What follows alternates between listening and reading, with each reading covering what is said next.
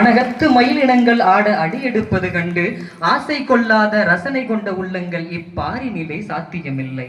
அதற்கேற்றாற்போல் கொஞ்சம் சலங்கைகளை பிஞ்சு பாதங்கள் சுமந்து நின்று தாள கதைகளுக்கு வளைவு சுழிவுகளில் பாவங்களை பக்குவமாய் அமைத்து காண்போரை கண்மயக்கும் ஒப்பனையில் இசைக்கேற்ற இடவளம் அசைந்து நடனமாடும் கலைமக்களை கொண்டு நடனமிடும் நாட்டிய சேனையினை கட்டமைத்து வாருங்கள் வளம் வருவோம் ஒன்றாய் சேருங்கள் பார்மீதே கலையினால் படையெடுப்போம் என்று கலைஞர்களை திரளாய் மாற்றி நிற்கும் அஜ்மா நிகழ்த்துகின்ற இந்த நிகழ்வு ஓர் கலை புரட்சியாகும். 11/8/2024 இன்று சான்றோர்கள் ஒத்திசைந்து கலைஞர்கள் ஒன்றிணைந்து அறியாத சிறப்பையும் காணாத படைப்பையும் அகிலமெல்லாம் கண்டுகொள்ள துவங்குகிறது நாட்டிய சேனை ஒன்று. திறமை கொண்டும் இடமில்லையே என துவண்டிடல் வேண்டாம், துணிந்து வாருங்கள், துணை நிற்கிறது அஜ்மா. ஏறாத மேடைகளையும் அமையாத அவைகளையும் உங்களுக்காய் அமைத்து தர ஆயுத்தமாகி அடியெடுக்கிறது அஜ்மாவின் முதல் நாட்டிய சேனை ஒன்று.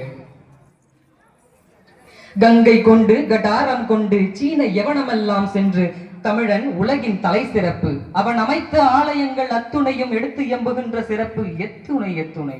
கடல் கொண்டது பாதி, கயவர் கொண்டது மீதி, எஞ்சு நிற்கும் மிச்சத்தில் மண்ணில் புதைந்தது எத்துணை எத்துணை.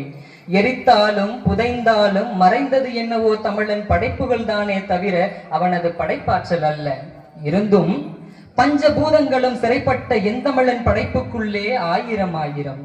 ஆனாலும் காலத்தின் மாறுதல்களில் நாம் மறந்தும் மறுத்தும் காக்க தவறியவை ஏராளம் ஏராளம். அதனால்தான் இங்கே எஞ்சியதை மீட்க சட்டென்று விழித்துக் கொண்டு பற்றி பிடித்துக் கொள்ள முனைந்து நிற்கிறது அஜ்மாவின் கரம்.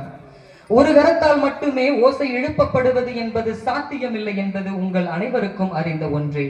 ஆகவேதான் அஜ்மா அழைத்து ஒன்றிணைத்திருக்கிறது உங்கள் அனைவரையும்.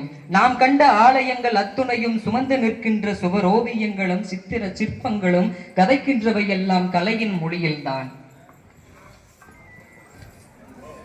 கலை குறிப்பாக சொல்ல போனால் செந்தமிழ் கலைகளோ ஒரு ஜாதி மதத்திற்குள்ளோ மொழிக்குள்ளோ இடத்திற்குள்ளோ கட்டுண்டு போவதில்லை.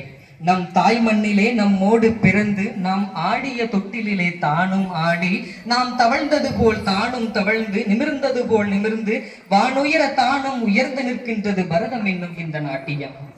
தமிழோடு கலையும் தமிழும் இசையும் இசைந்தே இருப்பதாலே பரத கலை கொண்ட பரிணாமங்கள் பல, பரிணாமங்களும் பற்பல.